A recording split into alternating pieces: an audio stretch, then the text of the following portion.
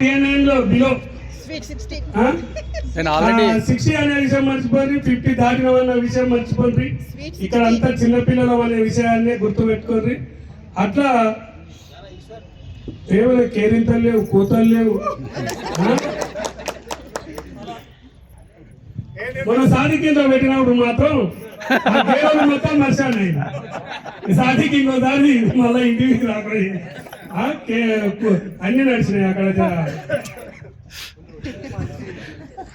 అరుణ్ చిన్న అనుభవం చెప్తాను.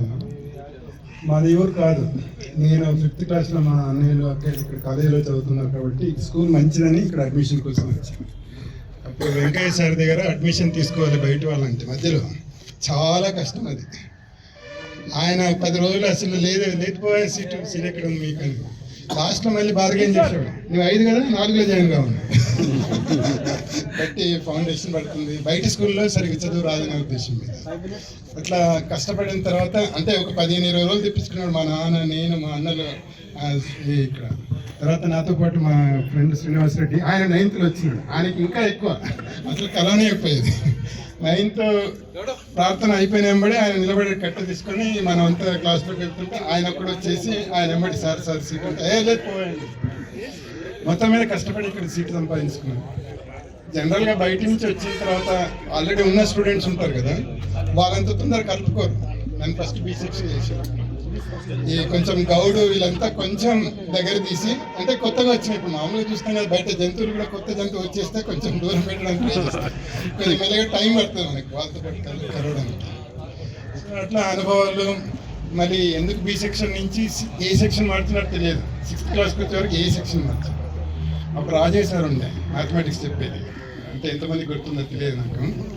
ఆ సారు 7th చదువుకున్నారు కానీ 7th అంటే మరి నాకు తెలిసినంత వరకు 7th టీచర్ ఉండే ఆయన. అంటే ఆ కాలంలో 7th 10th వాళ్ళకు కూడా టీచింగ్ జాబ్ ఇచ్చేవాళ్ళు. సో అట్లా తర్వాత భుజంగరావు సార్ మ్యాథమెటిక్స్లో, తర్వాత రామరెడ్డి సార్.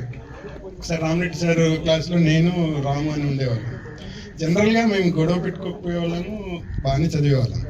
ఒకరోజు ఆయన బోర్డు మీద రాస్తుంటే మాట్లాడుతున్నాం, చల్ బయటకు నడవన్నాడు. ఇద్దరు బయటకు వచ్చాము. ఏం చేయాలో తెలియదు. మామూలుగా రామరెడ్డి సార్ది ఎట్లా ఉంటుండే, ఒక బెత్తం ఉంటుండే, ఒక గట్టిగా దెబ్బ కొట్టేది. ఒకటే దెబ్బతో ఉండేది మొత్తం. సో ఇంకా మేము బయటకు వెళ్ళిపోదామని డిసైడ్ అయినా. ఇక ఆయన బయటకు మళ్ళీ రండి కూర్చొని చెప్పారు. ఒకరోజు రామరెడ్డి సార్కి చిన్న కూతురు ఉండే. ఆయన సారు బోర్డు మీద చాలా చక్కగా ఇప్పుడు సర్కిల్ వేయాలంటే నిజంగానే సర్కిల్ వేసేవాళ్ళం. ఏదో ఇట్లా గీసేసి ఇట్లా అని కాకుండా టైం తీసుకునేవాడు చెప్పాడు. ఆ అమ్మాయి సారు సర్కిల్ అవన్నీ ఇస్తున్నాడు. ఆ అమ్మాయి అప్పుడు బాల్ పెన్స్ ఉండే కదా, అది తీసింది మొత్తం. దాంట్లో నుంచి ఊదడం స్టార్ట్ చేసింది, మొత్తం పోసుకుంది. అట్లా అంటే ఇప్పటికి గుర్తున్నాయి కొన్ని విషయాలు. అట్లా సార్ ఇక్కడ మళ్ళీ వరకు మొత్తం ఇంకో అంత మళ్ళీ అది సార్కు పోయడం. సో మొత్తం మీద అంటే అప్పుడున్న జ్ఞాపకాలు ఇప్పుడున్న గుర్తు ఏంటంటే అల్లరి చిల్లరిగా మనం అంతా కూడా గౌడ్ సార్ ఏం చెప్తున్నాడంటే మనం అంతా 15 ఏళ్ళు 20 ఏళ్ళ పిల్లలమని చెప్తున్నారు కాబట్టి అప్పుడు మన గౌడు, శ్రీనివాస్ రెడ్డి, తర్వాత శర్మ, వీళ్ళు ముగ్గురు మన దాంట్లో ఏది చేసినా వీళ్ళే ఫస్ట్ ఉండదు. ఏది చేసినా, ఏ మంచి పని చేసినా చెడు పని చేసినా వీళ్ళే ఫస్ట్. అయితే ఒకనాడు ఏమైందంటే మనకు సుదర్శన్ రావు సార్ అని గుర్తుందో లేదు, మనం ఇక్కడ ఈ లాస్ట్ 10th కాకుండా మధ్యలో నాకు తెలిసి 6th లేదా 5th ఉండే ఈ ఏరో అనుకుంటా.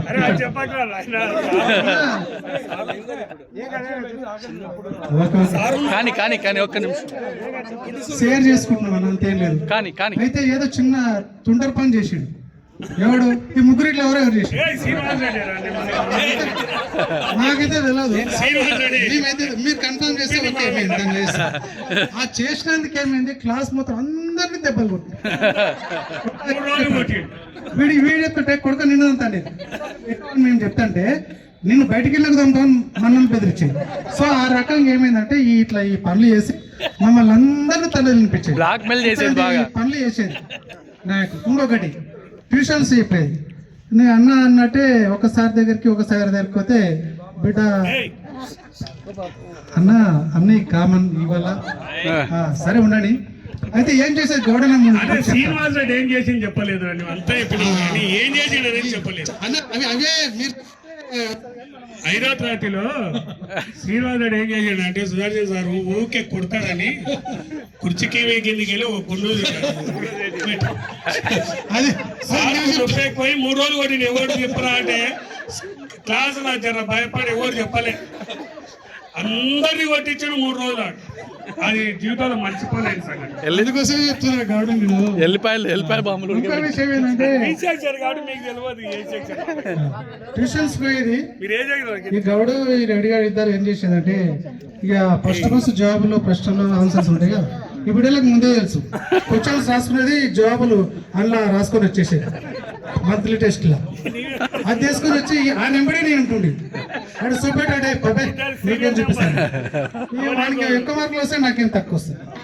ఎప్పుడు ఇదే కూడా ఉంటాడు వాడు నా ముందర, నేను వాడిని ఇంకా చూపెట్టరా అడుకునేది ఒకటే, అడుకుంటే కూడా చూపెట్టేది. ఇంకా ఆ సార్ దగ్గర కొద్ది బిడ్డ దిద్దేది ఎవడనుకున్నాం మా సార్ అంటే ఇక్కడ పోతే ఆ సార్ చెప్పేది, ఆ సార్ పోతే ఈ సార్ వీడు వేసి అన్ని బుక్కులన్నీ తీసుకుపడి పెట్టేప్పుడు నేను చెప్తారు కదా, అప్పుడు మెల్ల సెట్టింగ్ చేసి అట్లకి ఏముందో వీరికి మార్కులు ఎక్కువ రావుతాను చించని ఏం చేసేది అది ఊసి రాని రాస్తాడు. ఎట్లయినా సరే ట్యూషన్ కవర్ రాస్తాడు, ఆడికి పోతే మనకు మార్కులు వస్తాయండి. అంటే ఇట్లాంటి ఆప్షన్లు ఇవన్నీ ఉండేది. సో మనకు లెక్కలు కూడా చాలా మాస్టర్స్ మన దగ్గర ఉండేది. కానీ చాలా ఇంకోటి రైటింగ్లో మాత్రం ఎక్సలెంట్ మనకు సత్యనారాయణ సార్ ఉంటుండే. అసలు ప్రింటెడ్ అంటే ప్రింటెడ్ లెక్కనే ఉంటుండే. తర్వాత ఇంగ్లీష్లో కూడా ఎక్కువ మనకు దెబ్బలు బాగా కొట్టి చేసి మనకు ఇంగ్లీష్లో 1 2 3 అన్నటువంటి ఇంగ్లీష్లో నేర్పి ఒక్కొక్కటి 100 టైమ్స్ రాష్ట్రం అంటే మనం అసలు మర్చిపోవాలి ఇప్పటికి కూడా. మీరు ఎక్కడ